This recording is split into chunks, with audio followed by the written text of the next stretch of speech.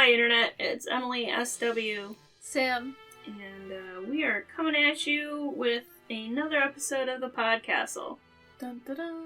By the pricking of my thumbs. Something wicked this way comes. So we're doing Something Wicked This Way Comes by Ray Bradbury. We are not doing Macbeth by Shakespeare. Hey. Yeah, right. Do love Macbeth. You know, maybe someday we can have a Shakespeare episode, considering he comes up so often. I mean, obviously, Something Wicked, the literal title of this book is a direct line from Shakespeare. It could just be your character reads Shakespeare so she doesn't forget English. Mm-hmm. It can be an offhand comment about the bard. Mm-hmm. Anything. Just a little anything. Just sprinkle them in there. Yeah, I agree. At least in the English. Yeah, that's true. English, if you're not writing in English, there's really no point to include Shakespeare. No. Although, yeah, we'll find out at a later date, perhaps, if he's included in other people's Gothic. So, Something Wicked This Way Comes was published in September 1962, and it's the second book in his Greentown trilogy. I have not read any of the other Greentown books, which are Dandelion Wine and The Halloween Tree. I've not read either of those things. I also haven't read Fahrenheit 451, which I do want to read. That was going to be my next question, was have you actually ever read Bradbury before? I've read short stories, but not any of his full-length fiction. This was the first and only Bradbury I've ever read. So you can imagine my surprise. Yeah, especially I think because, I feel like Fahrenheit 451, 1984, those are kind of associated with each other in a way because they deal with similar themes. And at least in this, I don't know about Fahrenheit 451, but Ray Bradbury's writing, to me, does not... I was very taken aback because I was expecting something kind of serious and more adult, I guess. And maybe because this book is about two teenage boys, but... Or something more straightforward. Yeah. Maybe less poetic. Yeah, it is surprisingly poetic. So a little bit more background on specifically Something Wicked This Way Comes. He had a preoccupation with carnivals, circuses. And he specifically, as a child, went to a circus and saw a carnival leader named Mr. Electro. And that was kind of what spurred him into writing. Supposedly, Mr. Electro said Ray Bradbury was the reincarnation of a friend he lost in World War I. That's not spooky at all. No. But after that, he started writing all the time. This novel in particular, Bradbury was friends with Gene Kelly, and they were going to collaborate on something for Kelly to direct, like a movie. Mm-hmm. So he wrote this initially as a screenplay, and they pitched it to a bunch of places to be a movie. They didn't get any backing for the film. So it didn't get made into a movie, and so then he made it into a novel. It would eventually go on to become a movie. Not directed by Gene Kelly in 1955. No, it was a Disney production. Was it really? Something Wicked This Way Comes, a 1983 American dark fantasy film directed by Jack Clayton and produced by Walt Disney Productions from a screenplay written by Ray Bradbury. It is not on any streaming services. As far as I can tell, Colleen and I looked for it. It's not on Disney+. Of course, yeah. You know, it has a 6.7 out of 10 rating on IMDb. That's not horrible. No. Oh, wait. Oh? It's at the library. Is that it? Wow. I think so. It says author, Jack Clayton. One video disc, originally released in 1983. Yeah, that's it. So we can't get it from the library. Bless the library. Go to your local library, folks. Get a library card. You never know what you can find. I took an adventure myself to a library last week? 2 weeks ago? I think it was 2 weeks ago. No, it must have been last week, because we hung out on the weekend. I think it was Monday. Yeah. That's it, that's the whole story. Yeah. I braved the outdoors and went to the library. Libraries are great. Highly recommend. That is also where I got this novel from to read it.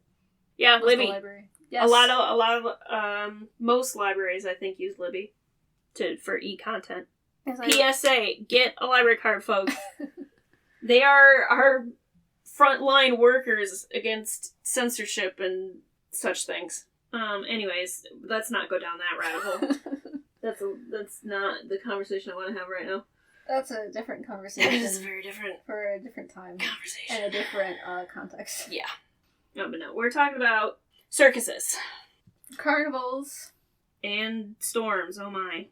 So, now you wanted to get into the actual nitty-gritty writing of the book. I think it needs to be mentioned. Because what you read, I read, it's very repetitive. Very repetitive. The names. Yeah, he uses not only just, like, saying characters' names a lot, but using their full name a lot. Like, Charles Holloway did this. Charles Holloway did that. We know that Mr. Holloway's name is Charles Holloway, like, that was established very early on. But he keeps using the full name over and over. And he also doesn't, like, really go into the kind of depth of description that we're kind of used to with 19th century writing. Yeah. And I kind of feel like the whole plot is like, you know, when you're taking off, but you never quite reach altitude. That's how it felt reading this book. Skittering. Or, like, you're wearing those glasses with, like, the slots through them, and you're watching the plot through that. You can't quite see the whole thing, and you have to fill in the gaps yourself. Yeah, well, it's very simplistic, which I think the repetition of the names also made me think this. It's almost like he wrote it for a younger audience, because you see that a lot in kids' fiction, or things for early readers. They repeat the names a lot, because they're still learning how to comprehend narrative. It almost felt like that to me, except I would not read this to a child. No, the content of it is not very child-friendly. No, so it's almost like this weird, like, adult fairy tale. Especially if your, you know, grown-up brain is inserting kind of the things and the implications. I don't know, the repetition is definitely off-putting. Because it takes, for me personally, it took me out of the narrative. Because I was thinking about then the narrative. Yes, you're thinking about the writing. Yeah. Instead of just kind of being absorbed into the story. Even just less repetition of the names, I think, would have made it better. Because it is poetic. And I think it could have been entertaining. But then there's, like, this little metronome of the names. And it never stops. Oh, wait for the train. Oh, my house is noisy. This is a noisy place to live. Yeah. Well, here comes the train. Choo-choo. Trains are important in the story. They are. That's true. The train is helping us. That's like if we made a Haunted Heart Society 3-hour-long ambient. It's the ambient noise that we need, I think, to talk about the story. The train. Yes. It is not October, though. No, it is cold. It's a little too cold for October. It's a little too cold for carnivals to be coming to town. Yes. Oh, that'd be cool. A winter carnival? Write that down. Coming soon to a zine near you. Point about October being a strange time for boys. That's another thing. He's got all these very strange metaphors. Yeah. The first paragraph of this book is wild. It reminded me of It Was the Best of Times, It Was the Worst of Times, Charles Dickens. It was like, oh, well, it's October, which is a very good month. It's not like September, which is a bad month because school starts. But, you know, and July is a great month because there's no school at all. And, like, August is like, yeah, you know, there's school coming up, but it's still not school. Like, it was... June is the best month because that's when school shuts its doors. Okay? In case you did not experience what it was like going to school as an American child. In very specific, parts of the U.S., because not all school systems are on the start in September, end in June schedule. Because some end in May and start in, would that be, August? Whatever. Universities do that. Yeah, like the university schedule. But some elementary schools do that too. But he's talking about, so they're 13, about to be 14, so that's like middle school. Yeah. It didn't even capture, as a child who grew up in that schedule of school starts in September and ends in June, and the summer months are off of school, it didn't even capture that feeling. Well, no, because it's October. Because it's October. But, like, even him talking about it, like, didn't make me feel any sort of nostalgia, didn't make me recall any sort of whatever. It was just like, why did you say all that stuff? Why did I need it? Here's the thing, though. Ray Bradbury writes a lot of words. He does. But not all of those words really tell us anything. Most of them don't, actually. Yeah. That was another thought I had. It's like, boy, there's a lot of words here, but I am actually not learning. No, you really don't get a whole lot. But, okay, here was another thought I had. We're introduced to the two boys. Mm-hmm. Will Holloway. Yep. A very normal, like, you can tell he's just the normal kid, right? He's like the G. Willikers, like, Leave It to Beaver kid. Yes. And then Jim Nightshade. Yeah. Just from the name, like, this kid is trouble. Well, not only that, but it's like Will has the light hair and whatever, and he's, kind of happy and innocent, and then Jim has darker hair, and he's angry. He's mad. In case you needed a metaphor. And also, Will was born October 30th, and then Jim was born October 31st. Oh, yes. Halloween. Halloween. The spooky, scary day. He's got the name of, like, a cartoon villain. A lot of the characters in this have cartoon names. I guess kind of goes back into the fairy tale thing. You say that, but I actually read an obituary for Mr. Dark today. Oh, did you? I did. I feel like me. I've seen Nightshade as a name, like, in the real world, too. Oh, yeah, like, it definitely is a name, but, like, in this context, it's just very heavy-handed. Yeah. When you think about the implications, Nightshade is a poison plant. Yeah. Deadly Nightshade. And then they're approached by a weather vane salesman. Yes, a weather vane salesman who, well, he's selling lightning rods, and his clothing is described as being the color of storm clouds, and his name is Fury. In case you needed another metaphor. Yeah. But it's almost like they're not metaphors, because they're almost literal. Yeah, like, that's the thing. Like, is it a metaphor anymore? I don't know. The weather vane's covered in occult symbols. It is. Different languages, different kinds of symbols, and his reasoning for this is that, well, you don't know what language the wind speaks. I was like, okay, fair enough. He struck me as, like, a phony. Like a snake oil salesman? Like a snake oil salesman. He approaches these two boys. He's like, your parents around? He's like, do you have any money? And they're like, no. And he's like, well, one of your houses is going to be struck by lightning, so you better take this. Yeah, it was very silly. It was very silly, and then he wanders off all and dejected. Okay, first of all, Fury. Okay. He even mentions it. He's like, yeah, my name's Fury. That's funny, isn't it? Because I can sense storms coming, in case you didn't pick up on the joke. And then he just gives them He just gives it to him. Because he's like, again, the fact that it's covered in, like, all these symbols makes it seem like a fake item. Yeah. Right? Like it's made out of tinfoil or something. Yeah, like he just went into a scrapyard and dug something up and scribbled on it. But Jim puts it on his house. Yeah, but only because Will is like, you gotta put it on your house. Yeah, no, Jim wants his house to get struck by lightning. He's like, no, that's no fun. And Will is like, are you crazy? What about your mother? Jim is a mood. Yeah. This kid just wants to watch the world burn.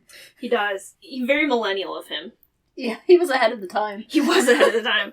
I know, and you can really tell Bradbury writing this is like, oh, Jim's the bad guy, but we're here like, what a mood, Jim. You go, Jim. Yeah. Will is too goody two-shoes. I don't trust him. Will is like the cotton candy sweet boy. Mm-hmm. And Jim is black licorice. Good analogy. But I guess, should we get to the actual circus? Okay, the carnival that comes on the train. Everyone makes a big deal out of saying that it's so late in the year. I don't know what the weather in Illinois is like in October. But October, I think, in a lot of the country, the weather is still decent to be doing things outside. It would be mild enough. I mean, I guess, too, you kind of consider it's probably more profitable for a carnival to travel during the summer because kids are off school and, they have more customers. So you could look at it that way. Because I think Illinois, depending on where you are, they are connected to Great Lakes. So they do get lake effect in certain parts of Illinois. Okay. Here's the other thing, though. The carnival just goes and they just set up. And it's like, don't you need permits and advertising? And you can't just, as a traveling show, just go somewhere, at least not in the modern age.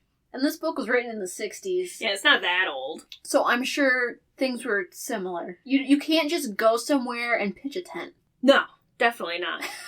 And beyond that, like you mentioned, like advertisements, like who's gonna come if you don't advertise it? Apparently everybody. Because, you know why? Because no one expected it, so everyone was like, why? Word of mouth. So they all go to see what this is about. That's true. Word of mouth advertisement. And this is a nighttime, not really, but Will and Jim go to watch them set up during the night. Yes. Which, ooh, it's at nighttime. It's spooky. Bad stuff happens at night. Woo! It's October.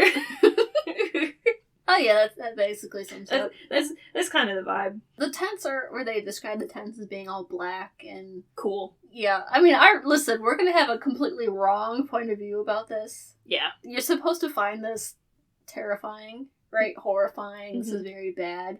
But I was just kind of like, this sounds like the kind of thing I want to go to. Well, realistically, we would never be in this situation because we live in the modern age where if somebody tries to do something without a permit, they're gonna get busted. That's true. Case closed. But even if, something comes in on the train, it's not like everyone in town is like, oh my god, look what came in on the train. Trains just kind of come and go. It's a fairly common occurrence. Nobody talks about it. Unless it's like, oh, I got stuck at the train crossing. Or, oh, you can hear it in the background. There's the train. That's true. Maybe we're not a small enough town. No, we're definitely not. And they actually have, like, town carnivals and parades and stuff. Yeah.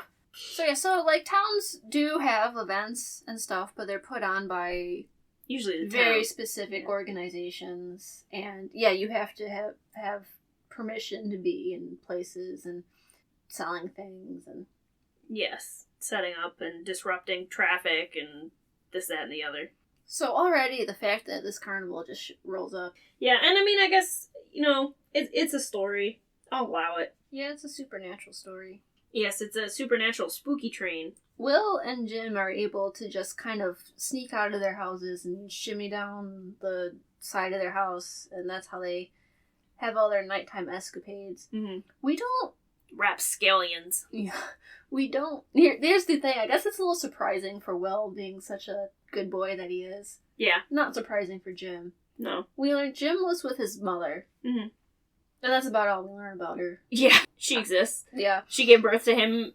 They went to Jim's mother and Will's mother went to the hospital at the same time and delivered babies within minutes of each other. You get the sense that maybe Jim's relationship with his mother isn't that good. I mean, he was just fully gonna let her get burned alive in a lightning-struck house. That's true. You really get the sense, and this becomes more obvious later on, that he's just kind of tired of being alive. Tired of being a child and having to listen to someone else and not really be able to do what he wants when he wants. Well, it's kind of the whole thing of this story is the juxtaposition of a kid wanting to get older and an adult missing his youth. Right, so that takes us to Will's parents. Mm-hmm. Will's parents had him a little later in life. Yes. So Will's father, Charles Holloway, who we mentioned... Don't you forget it. His full name, Mr. Charles Holloway. He has this complex about his age. Yeah, he thinks he's too old, and he's really self-conscious and sad. Yeah, and he's kind of sad that he can't really keep up with Will, or that there is such a age gap between them that he has a hard time relating to Will. Yeah. And then he looks at his wife and goes on a tangent about time and clocks. Charles Holloway has a difficult time sleeping, and this is when Will and Jim are sneaking out of the house. I want to say, all in all, the women in the story were widely unimportant. How very 1960s of Ray Bradbury. So he's looking at his wife, who's sound asleep, and he's going on about how because women give life, so they're unbothered by the passage of time, or they're like connected to time in a different way, and his wife sleeps soundly because of this. You can really tell this was written by a man. I'm just like, I'm getting the impression here that Mr. Bradbury's wife did not have insomnia and was a sound sleeper. Yeah. I'm also getting the impression that Ray Bradbury does not understand the anti-aging industry and the... It was just a very strange thing to read. As a woman. That's a wild thing to say, too. It's like, oh, she's unbothered by time or whatever. Like, are you kidding? Like, women are considered past their prime if they hit 30. Yeah, let me see if I can find the exact... Because it was weird. Add it to the list. God, yeah, well, time in general and age was a big Oh, yeah. theme in this. When I want something to load faster is when it loads slower. Here's the quote. "Oh, what strange, wonderful clocks women are. They nest in time. They Eggs. make the flesh that..." I'm sorry. You thought we were done with that theme. No, we were done. "They make the flesh that holds fast and binds eternity. They live inside the gift, no power, accept and need not mention it. Why speak of time when you are time, and shape the universal moments as they pass into warmth and action? How men envy and often hate these warm clocks, these wives who know they will live forever." That makes me really uncomfortable in ways that I can't even put into words. This is what Charles Holloway is thinking as he looks upon his soundly sleeping wife. His clock wife? Yeah. What a weird... If you think about it from a scientific point of view, if you're saying that because a woman, prior to that, he thought she's immortal because she has a child. She lives on through the child. Yeah. So does he. Yeah. Because you need two people Yeah. to make a baby. Yeah. So both of their genetics are in that child. But he's got a complex about his age. Oh, in yeah. short, which is Big what time. we're getting at. Yeah, big time. Mr. Charles Holloway has a big time complex about his age. Yeah, so I guess the next day they go to the carnival. Yeah, it's totally normal.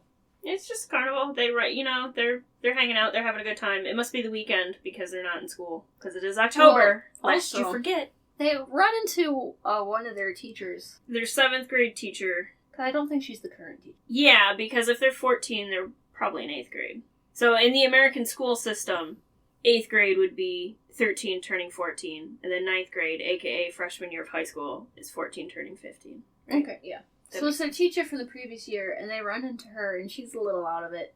She was wandering through this mirror maze. The way it's described to us is really surreal. Mm. Of course, everything is intentional. Yeah. But you almost can't get a good feel for how it's supposed to look, because it's like shifting and moving and disorienting, which is how people coming out of it are. Yeah. Very Which disoriented. is kind of the way I flat out won't go into a mirror maze. They freak me out too much. I've never been in one. I hate it. I did it, I think, once maybe, and I don't like it. I don't like being in corner mazes. I like mazes on a piece of paper I can do with pencil. Oh, I've done corn mazes. I hate a corner maze. It stresses me out. In the mirror, like the Hall of Mirrors thing, they're freaky. I really don't like them. Okay. Well, you wouldn't like this one. No, definitely not. No, she comes out of the maze and she sees the boys and she starts going on about her nephew and how she's trying to find her nephew. Don't think the nephew exists. We do get an imposter nephew. Yeah. But before that, Will and Jim decide to sneak around at night again. Mm-hmm. And there was a carousel that was out of order. Yeah, nobody could go on it during the day. Right. But at at night, they see one of the carnival proprietors. So this is Mr. Dark and Mr. Cougar, who run the carnival. And at night, Mr. Cougar gets on the merry-go-round, and it starts spinning. It starts spinning backwards, and is playing the music backwards, and it says the music is a funeral march. And it's going backwards. When Mr. Cougar gets off, he's a kid. Clocks again, time. So the carousel can change people's ages by going backwards or forwards. And you know what this reminded me of? You remember this was a popular story about these kids who were trying to find this magic carousel because the one kid wanted to grow up. And it was made into a movie. I do think I know what you're talking about. I don't remember what it is. I can't remember what it's called. Hold on. It does sound familiar. It makes me think of the Haunted Carousel, which is a Nancy Drew computer game. That's not related to this at all. It just has a haunted... It's, based on a carousel. Spoiler alert for Nancy Drew and the Haunted Carousel. There's a riddle at one point you have to solve, and it's what's black and white and red all over, and the answer is a newspaper. Fun fact. Okay, I found it. It's The Thief Lord. You You remember this? Funk? Cornelia Funk? Yes. Yes! I do remember that book. Really popular in the early 2000s, or the Yeah, mid-2000s, published Yeah, in 2002. That's like middle grade. She also wrote Inkheart. That story also features a merry-go-round that makes people different ages. Mm-hmm, mm-hmm. And here's the thing, because the one kid in it wanted to become an adult. Yes. I never understood that. No, I mean, I do to the extent of when I remember being a kid and be like, oh man, I can't wait until I can do whatever I want and drive myself places and... See, I never had that. I never wanted to grow up. And here's the other thought I had, because I didn't read it, I saw the movie. Mm. If you age yourself up, you've just shaved years off your life. Yeah. You're not living, yeah. Well, I mean, now, okay, say you're 12 years old, Mm-hmm. and you make yourself 19 years old. If you were going to live to be 90 years old, you've just erased 6 years off of your life. Oh, yeah, that's a good point. That is a good point. That's 6 years of life you haven't lived. Mm-hmm. Yeah, that is a good point. And as an adult now, I can also be like, that's 6 years of experience you don't have that you're going to need to function as an adult. You can't go into the adult world with a 12-year-old mindset. Well, it's like 13. Have you ever seen 13 Going on 30? It's like a rom-com. Yes. Yeah. Literally the exact concept of a 13-year-old wishes she was an adult, wakes up in her 30-year-old body, chaos ensues because she's a 13-year-old in a 30-year-old's body with a 30-year-old's responsibilities. There's also a K-drama with a similar thing, but that involves a promising young violinist who is in an accident and she's in a coma for a number of years. And when she wakes up, she's significantly older and she's lost her violin skills and she has to rebuild her entire life. Was it good? That sounds interesting. I mean, I watched the whole thing. But she has to rebuild her whole life now, having lost all these years. So, popular concept. Well, except, I mean, this doesn't really delve into that concept too much. Well, we learned that Jim wants to get on it and make himself a grown-up. Yeah, Jim wants to be a grown-up. Which, again, I'm just like, why? Yeah. And also, we could kind of see this with Jim. He clearly is not a happy child. No, he is not a happy child. But everyone's different, right? I mean, as we discussed, I did have thoughts of, as a child, of, man, I wish I was older. I wish I could, whatever. And now I'm older, and I'm like, take me back. You're gonna get on it and go backwards. Yeah, I don't want any of my adult responsibilities. I just want the freedom. But, I mean, that's it, right? The grass is always greener. They watch Mr. Cougar become 12 on the carousel. Yeah.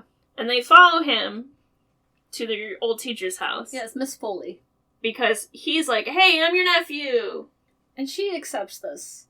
So clearly there has been some kind of brainwashing going on. Witchcraft. In the maze.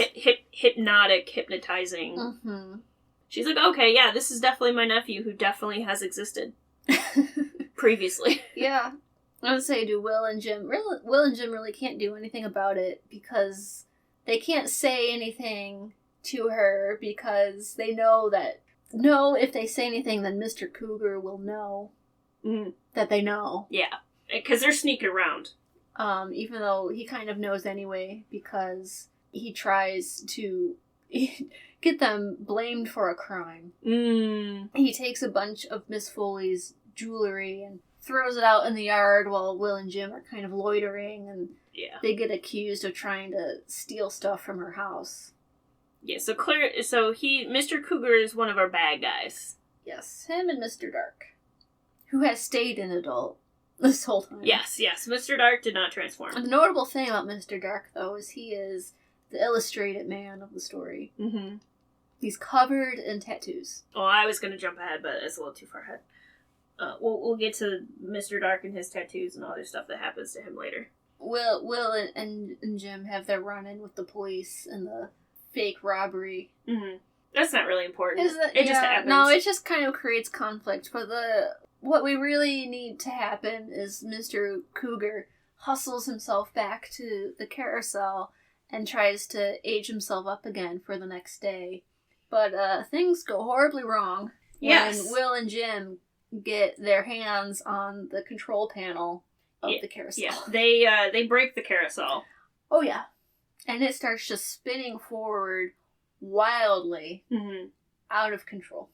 Yeah, no, and it's not going backwards, it's going forwards. Yeah, so Mr. Cougar is aging a lot. Rapidly. And when it finally stops, he's basically a mummy.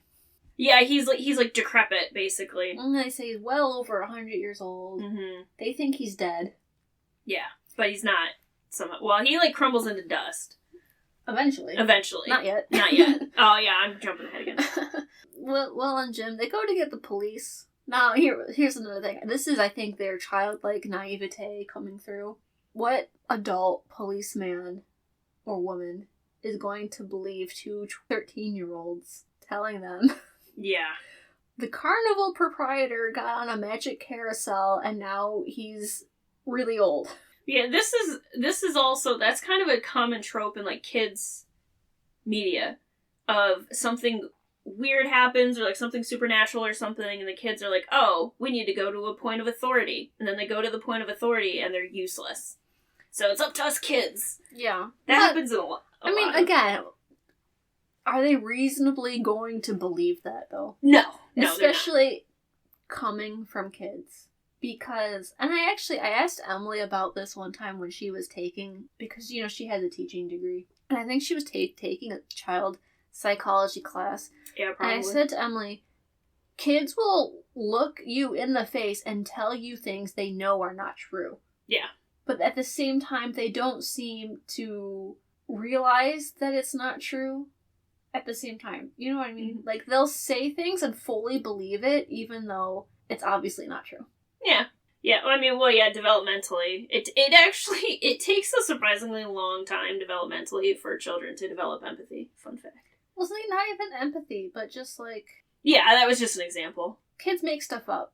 They do. And they don't necessarily know that they're making, or what they're saying is not true. But as an adult, you're like, that doesn't make any sense. Or like, I know you didn't see this. I know you didn't do this. Yes. Well, and it's like their perception, right? Mm-hmm. Perceptions of the world are different, so they see the world differently than we do, and they don't have the backlog of context and knowledge that an adult has. Would I expect two 13-year-olds to have enough development to know the difference between right and wrong, or the truth and a lie? Yes, yeah, I would. Probably. To some degree, at least. Would I still expect that two 13-year-old boys running around in the middle of the night telling me that there's a magic carousel? Yeah. Especially if one of those boys is Jim Nightshade. Yeah. He's probably got a reputation. He probably does, right? He's got to have a reputation, the way he's described. But yeah, so they do try to get the cops, but the cops don't believe them. But the cops, to their credit, they do go. Come. Yeah, this is where we get the Mr. Electro cameo from Ray Bradbury's childhood. Yeah, so Mr. Cougar is still ancient, because now they've broken the carousel, so they can't turn him back right away. Mr. Dark passes it off as Mr. Cougar is this new act, and they've got him strapped into an electric chair, and they are shooting him with electricity, and I presume this is to keep his heart going. Yeah. Because he is quite on the verge of death. Mm-hmm. But they're just shocking him with electricity to keep him alive, and that's the new act, the Electric Man. So the cops say, well, there's nothing weird here. Yeah, just a circus. That's fine. And no one believes Jim and Will. If they did, we probably wouldn't have the rest of the book. Or it'd be very different, at least. Can you imagine the cop? Who are you going to arrest, and what for? Yeah. Like, no crimes. There's no proof. No crimes have actually been committed yet. Yeah, that's true. Impersonating nephews. Yeah, just some nefarious deeds. Yeah, well, I mean, there will be crimes, but not yet. Dun dun dun. But see, here's the thing. Now Mr. Dark knows. He's on that Jim and Will know. Yeah. And they know that he knows. That they know. But you know who doesn't know? Charles Holloway. Nor will he for a little while. Well, yeah, he tries to ask Will about what's going on. Have a father-son bonding moment. Responsible adult thing to do. Because he feels very disconnected from his son due to the difference in their age. Yep. Will's just like, well, I can't tell you. But you never get the sense there's a strange relationship between them aside from Charles Holloway's own perception of it. His complex. Like, Will very clearly loves his father. Mm-hmm. Right? There's nothing weird on Will's end of it. Yeah. Why would he, honestly? No, because that's all he knows, right? That's just his reality. We get another nefarious character, the Dust Witch. Oh, the Dust Witch. This was another part that was described very strangely, and a lot of it was left to your own imagination. The Dust Witch flies around in a balloon. Love a balloon. And she, in her balloon, is flying around town looking for Will and Jim's house. And then she's leaving slime trails on the roof, which they get a hose and they wash it off. And then she comes around, she does this again. And finally, Will has the idea to try to lure her and her balloon to an empty house. Mm-hmm. And he shoots her balloon down with a bow and arrow. Very, this book is very teenage boy coded. This is like to, not like 13-year-olds don't do this, but maybe like 6-7-year-olds playing make-believe. Yeah. Okay, pretend that there's a witch and she's in her balloon and she's dropping slime on the roof. So we have to go get the hose. Yeah. And pretend we're washing it off. Yep. And then get your bow and arrow. Okay, I'm gonna go pretend to shoot the balloon down. Yeah, it really is. Pretend like she just whizzed off through the air as the balloon lost all its air. She vanished, yep. It is really like a kid's make-believe game. I guess here's the advantage of being an adult when it comes to make-believe. You can just write the pretend scenario. Yeah. That's what screenplay writing is. Right? You're just playing make-believe and writing it down. Yeah. And then you get other adults and they have to do what you wrote. When you're doing it with your friend and you say, okay, pretend like. Yeah. You can't make your friend. No. Deviate from the scenario, and this is when kids start fighting because the one friend said, well, I don't want to do that. Yeah. Yep. We've all been there. Yeah. Or like you try to play with your sister and she gets sick of you, so she says, I'm gonna go get a snack, and then she never comes back. I can't relate to that because I was always trying to get away from my sister. So I was the other. I was on the other end of that. You know what was very unrealistic about this that also makes it seem like two boys playing? Where were their mothers? Yeah. Yeah, we get so much about Mr. Charles Holloway and his thoughts about Will's mother. But not a whole lot about Will's mother herself. No, and Jim's mother just kind of exists peripherally. For him to be angry. Yeah, that's about it. And really, then we got the witch, and then there's Miss Foley. That's it, that's all the women in this entire story. Well, I don't really do too much. Miss Foley gets... Well, we'll get to that. The witch comes back, yeah. So the witch and her balloon, pew, off into the who knows where. And then the next day, the boys have strange dreams. About balloons and funerals. And carnival parades. Pretty metal, I'll be honest. Sounds like kind of a fun dream. Yeah, but you're also a big fan of the Black Parade. I am. Yeah. My Chemical Romance is Welcome to the Black Parade might have been my personality for about 3 years when I was a teenager when it came out, so. That's basically what's happening here. That's true. That's very true. Except when I was a young boy, we didn't live in a city, and my father told me to stay away from the carnival. Yeah, didn't take you to see the marching band? No. That's a shame. But then, you know what? At least one of those things does come to pass. There is a carnival parade. But so after these crazy dreams, the next day, the boys find a little girl crying. Uh-oh. But it's not just any girl. They realize it's Miss Foley. It's their teacher. Uh-oh. Again. So she's been turned into a child. She's also blind. And so then they're like, oh, well, you stay here, little crying blind girl who we think might be our teacher. We're gonna go check your house, but you don't go anywhere. You stay here. This does not seem smart. No. It turns out to not be smart. Yeah, so, they go to the house to see, okay, is our theory true? Is this actually Miss Foley's child? Yep, okay, cool. And then they go back, and then they can't get to her because of the parade.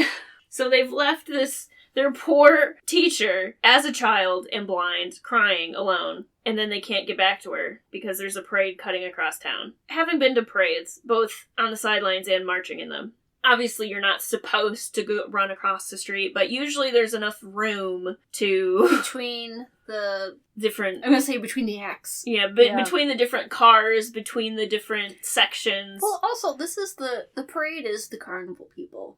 We know they got here by train. Yeah. They don't have vehicles. No. So are they just marching? In which case it should be even easier. And it's like, how many of them are there? Yeah. That they can have a parade that's apparently long enough that they can't run across the street. Yeah, and I mean, I guess, like, they are kind of looking for the boys, so maybe, we can't run out in the middle of them because they'll catch us, but, like, they're in the middle of the town. What are they gonna do? Yeah, they end up in the storm... The sewer grate, like, Pennywise. Drainage system. Yeah. Yeah, except in reverse. Also, no clowns. Pity. We've had enough of clowns from the last one.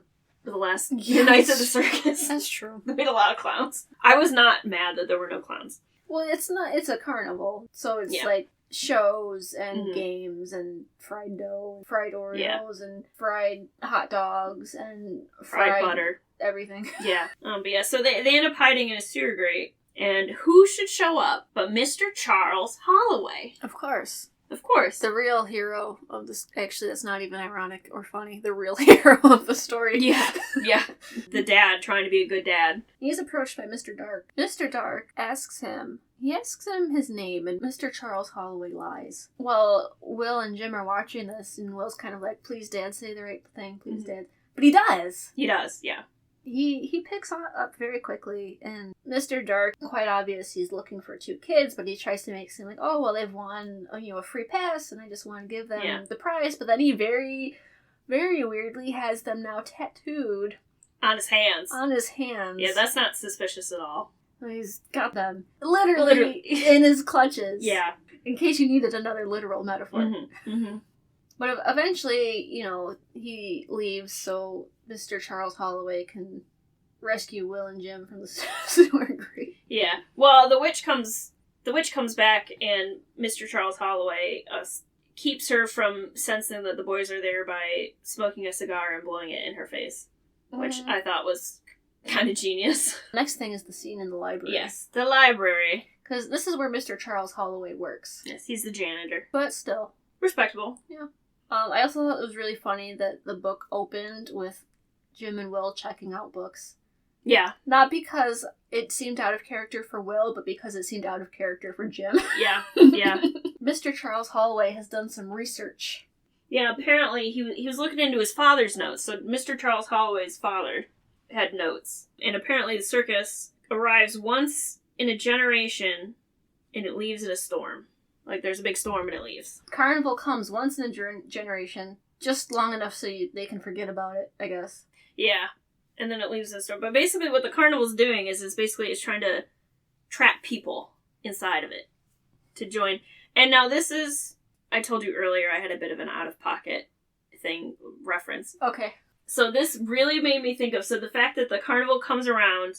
and it tries to lure people in. It basically traps people in the carnival to become part of the show.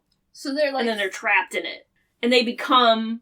like the freaks. The freaks, and the side essentially. Shows and, Have you ever seen Spy Kids? Yes. This reminded me of in Spy Kids, oh my the gosh. thumb people. Or like not the thumb people, but like the hand people and the people. whole... If you haven't seen Spy Kids, highly recommend. Great movie. But if you haven't seen it, there's this kids show, and they have all these, like, wacky characters, because it's a kids show, and they're kind of, they're different colors, and they're different shapes, and they're, wacky. But it turns out those people are real people that have been experimented on and turned into, so it's not just people in suits. Yeah, it's like all these missing spies. It's all these missing spies who are sent to investigate the island, yeah. Turned into these monstrosities. But then you find out, if you play... Wasn't the guy's name Floop? Yeah. Over the course of the movie, you find out that if you play the song they sing backwards, like, because they're singing backwards. So if you play what they say in reverse, it comes out forwards. Help us, save us. Help us, save... He's gonna kill it. Floop is man, help us, save us. Clearly, that made a mark on me because I still remember it. Yeah. So, that is what the circus luring people in and making them into the freaks reminded me of, was Spy Kids. Because, like, as an adult, the concept of Spy Kids, that whole thing, is actually horrific. It's terrifying. Yeah, and they make it comedic. It's like, it's a silly, fun kids movie. But, like, as an adult, the idea of being transformed into something, and then you're not able to communicate, and you're trapped there, and nobody... You know what I was thinking? Because, I've been watching those, retro Saturday morning cartoons. Yeah. There's a lot of stuff, and I know this isn't even including the obvious stuff like Invader Zim and Courage the Cowardly Dog. Mm-hmm. I'm talking about, Rugrats. Oh, yeah. This stuff in there, when they present kids all these different scenarios and it's supposed to be funny and adventurous, whatever, and you're watching that as an adult, and you're just like, how are these children still alive? Yeah. Oh, yeah. This is not funny. No. As an adult, watching children be in this much danger. Yeah, I know. It's crazy. It's not even adventure danger in Rugrats because it's the real world. Yeah, it's just right. And for some reason, they keep getting away from their parents, who never seem to have any idea where they are or what they're doing. It was the 90s. Yeah, it was a simpler time. But I was just I was watching them, so I was like, man, this is stressful. Yeah. I know, Rugrats in particular is something that I don't enjoy rewatching, really. There are certain, Wild Thornberries, Powerpuff Girls, fine, but anyways. The carnival comes around with enough time in between for people to forget about the people that went missing at the carnival. Yeah, essentially. So they find this out, and then Mr. Dark comes in, obviously. Yeah, he's trying to take Will and Jim because they know all his secrets, but they hide. And Charles Holloway tries to fend him off. It doesn't really work out because Mr. Dark does find the boys. Yeah, well, and there's a witch that puts a spell on the boys to mesmerize them. Yes. Very nefarious stuff. And then Mr. Dark leaves with them, and the witch turns her attention to Mr. Charles Holloway. Yeah, and he's dying. He's full on gonna die. And then he's like, you know what I'm gonna do? I'm gonna laugh at this. And that defeats her. It works, yes. So now we've learned how to defeat the carnival.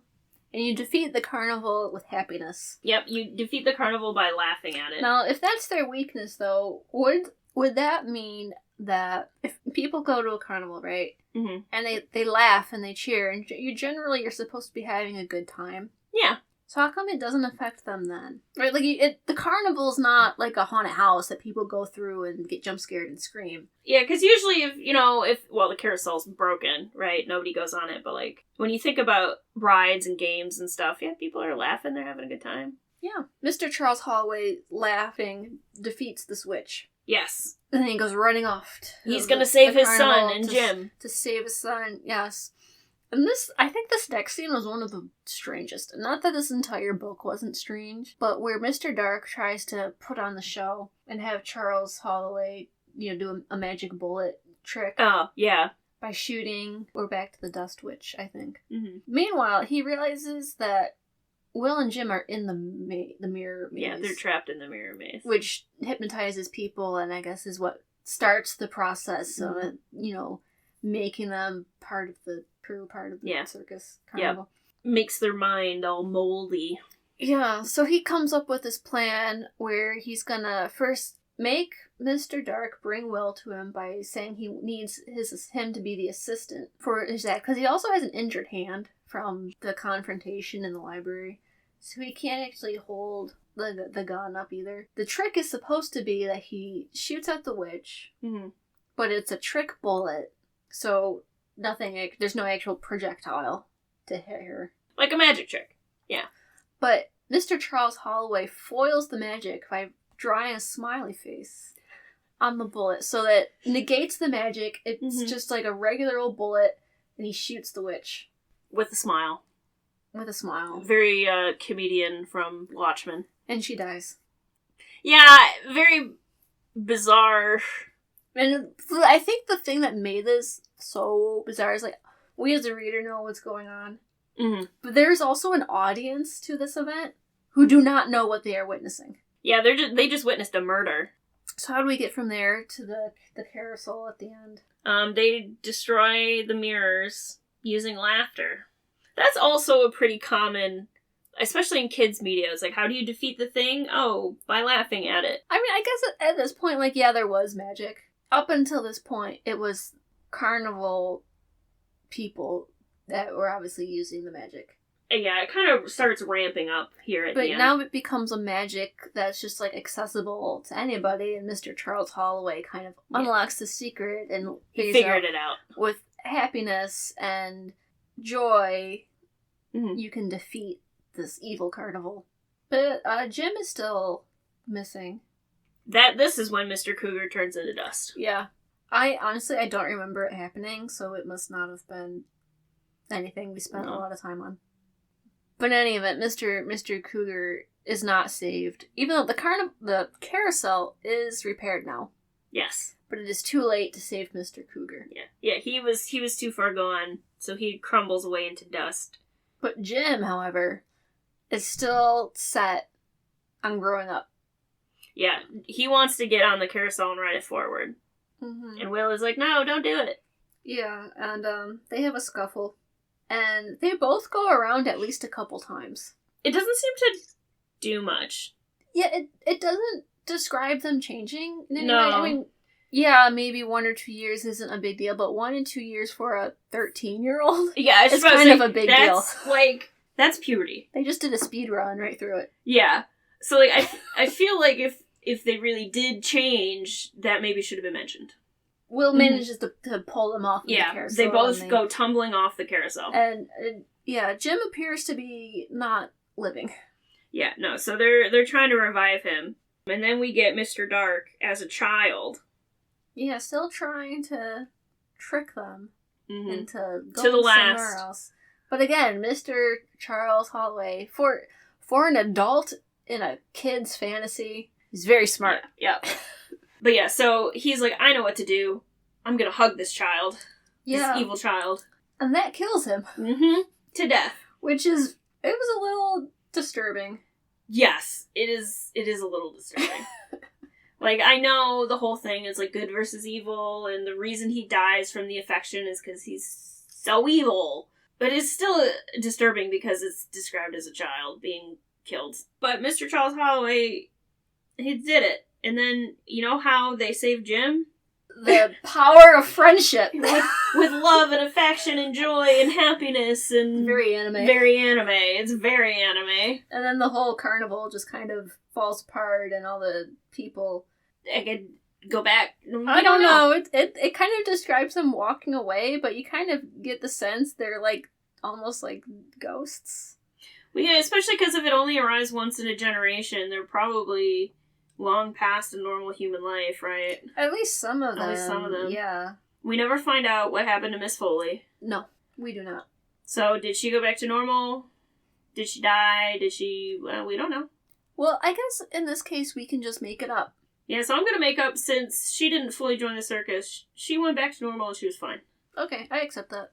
That's what I choose to believe. But yeah, so then everyone's saved. Mr. Charles Holloway has a new lease on life. Will loves his dad. Jim is Jim. Yeah, did Jim learn his lesson? Yeah, we don't know. Like, that's the other thing about this, is like, did Jim need to be a character? Alright, well, consider, if we eliminate Jim from the story... Well, I guess we need him to drag Will around. We could make Will a little more rebellious and then eliminate Jim, and I don't think it would have changed the story. No, that's the thing. He's just, like, completely superfluous, because basically the character growth, such as it is, happens between Mr. Charles Holloway and Will. Yeah, this is a father-son story. Yeah. Not a best friend story. No, and Jim is just kind of, like, Jim is just the foil, I guess. Like, he's there to be the opposite of Will. That's it. That's really all he exists for. Maybe it's a story of opposites. Yeah. Good and bad. Good and bad. Young and old. Will and Jim. Yin and yang. Even with the black hair and the white hair. But yeah, so that was Something Wicked This Way Comes. Very minor egg reference, but we're through You with... know what? No more eggs. Through with eggs. You say that. I do say that. And then next time... Prove me wrong next time. Should we have a discussion question? Yeah. We've already talked about, have you been to a circus? This was a carnival. This was a carnival. Different. They're used to kind of interchangeably. Technically, they're different. I don't think circuses usually have, like, rides and games. Yeah, like, the circus is a show. Performance. Yeah. Circus is a show. Carnival is, like, a place you go to. What's your favorite carnival game? There we go. / have you ever played carnival games? Have you ever won anything in a carnival game? And stay tuned for the next Podcastle when we'll do something else. Yep. All right. Bye. Bye.